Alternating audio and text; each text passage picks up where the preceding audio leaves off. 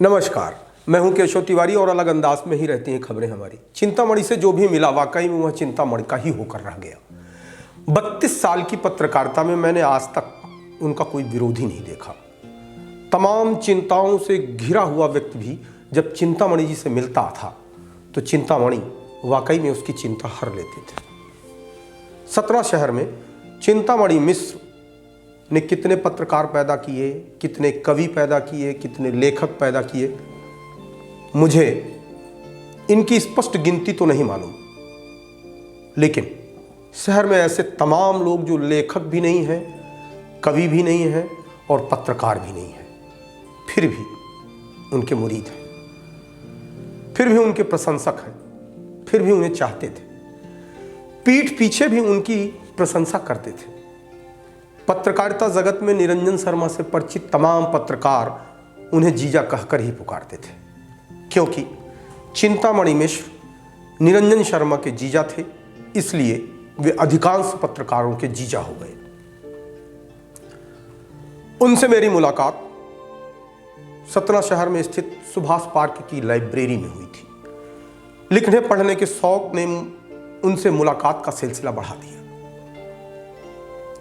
मैं तो उनका लिखा पढ़ता ही था, लेकिन मेरा लिखा भी वो पढ़ते थे और कहा करते थे कि सतना की तासीर ऐसी नहीं है कि इतनी तल्ख भाषा और आक्रामक शैली बर्दाश्त कर सके। वो कहा करते थे पत्रकारिता और लेखन में पैनापन जरूरी है, लेकिन लेखन ऐसा ना हो कि पढ़ने वाले के दिल में पत्रकार और लेखक के प्रति घृणा का भाव पैदा हो जाए। जल्दी चिंतामणि किसी की तारीफ नहीं किया करते थे, लेकिन मुझसे कहते थे कि तुम किसी भी विधा में जाकर सफल हो सकते हो। जब मैंने विशाल खबर की शुरुआत की और उनसे मिला तो उन्होंने मेरी हौसला अफजाई की। उनका स्वास्थ्य नासाज था, इसके बाद भी उन्हें हिम्मत भरते हुए कहा था कि थोड़ी तबीयत ठीक हो जाए तो मैं सप्ताह में एक दिन विशाल खबर को अवश्य दूंगा और ऐसी तमाम जानकारियां दूंगा जो आज तक सतना के निवासियों को नहीं दे पाया। लेकिन उनका यह वायदा ही रह गया। उन्होंने अपनी हैसियत और अपने सामर्थ्य के मुताबिक हर व्यक्ति की मदद की। पत्रकारों की तमाम परेशानियों की वो मुफ्त में दवा थे।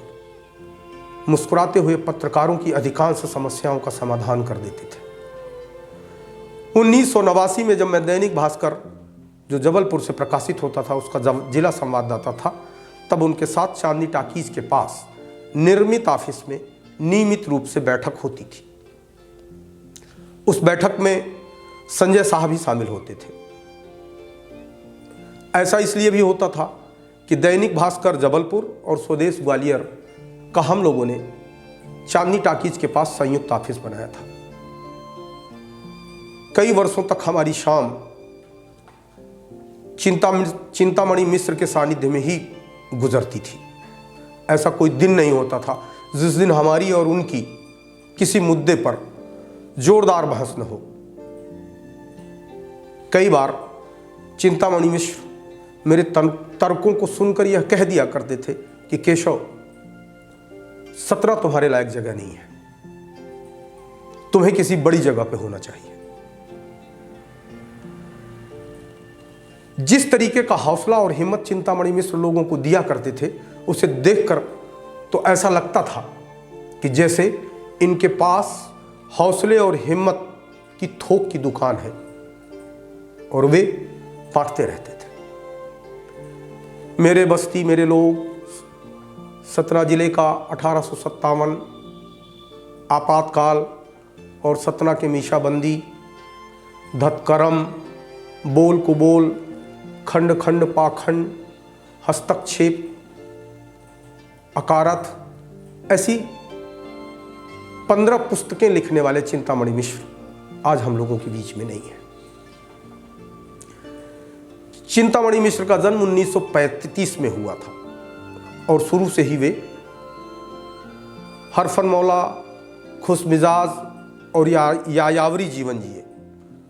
खोजबीन और अनुसंधान में माहिर, सतना के बड़े से बड़े समाचार पत्रों में संपादक बनकर दायित्व का निर्वाह किया। जमान भारत, टुडे न्यूज़ सहित 25 से ऐसे तमाम अखबारों में बतौर संपादक, बतौर समाचार संपादक, बतौर पत्रकार 100 से अधिक अखबारों में नियमित स्तंभ लेखन किया।